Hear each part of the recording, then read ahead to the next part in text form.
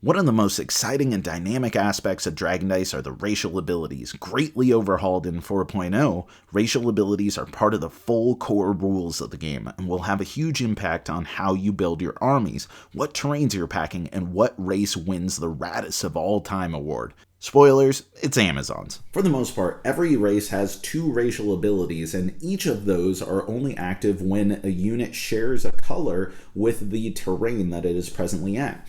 Take tree folk, for example, here, who are green and yellow. While on a yellow terrain, they get a chance to re-roll any units that did not roll an SAI during a counter maneuver. Or on green terrains, any tree folk that die get a chance to roll a face icon, and if they do, they move to the reserves instead. Resilient little suckers, huh?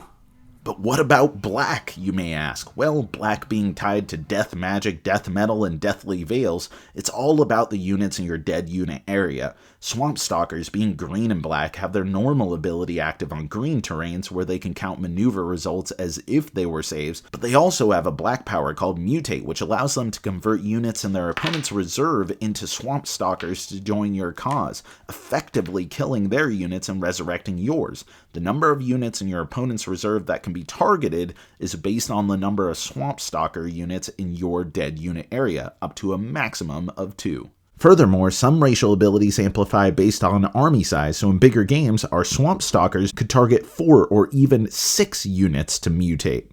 So like all racial abilities, the black ones are wildly different depending on what races you're using, but what they have in common is that all of them have a source and severity that's directly based off of how many bones you got lying around in your DUA. Understanding the racial abilities is a great way to get ideas for sculpting armies and building around strengths. The Coralel's defensive volley on blue terrains allows them to counterattack on range attack rolls. At red terrains, Dwarven Might allows dwarves to count saves as melee results during counterattacks. Some races, like the Ivory Amazons, who don't share a color with any terrain, have racial abilities always active, where a player can choose to forgo their maneuver rolls to instead count maneuver results as melee or missile. Devastating. Racial abilities are one of my favorite aspects of the game. There are so many awesome strategic repercussions. The next time that you're building armies, make sure you glance over the racial abilities. And remember that armies don't have to be made up of the same race, and the interaction of different abilities can be formidable and fun.